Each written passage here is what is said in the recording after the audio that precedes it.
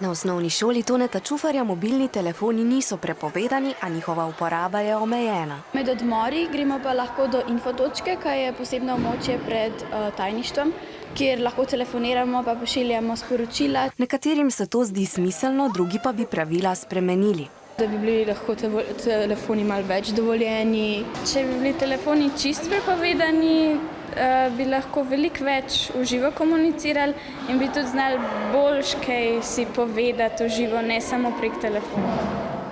Ali popolna prepoved uporabe mobilnih telefonov mlade res spodbuja k druženju, smo preverili na osnovni šoli Brezovica.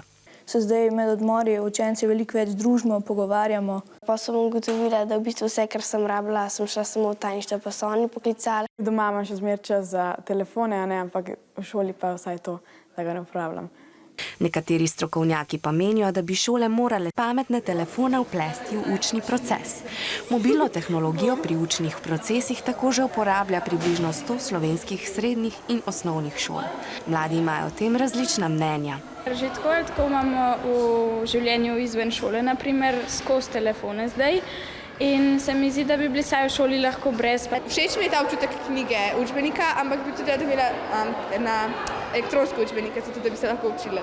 Da bi bilo to dosti uporaben, zato ker telefon ni tako težek, kot vsi ostali učbeniki. Tudi pri mobilnih telefonih velja. Samo če jih bomo uporabljali pametno, nam bo to koristilo in nam olajšalo življenje.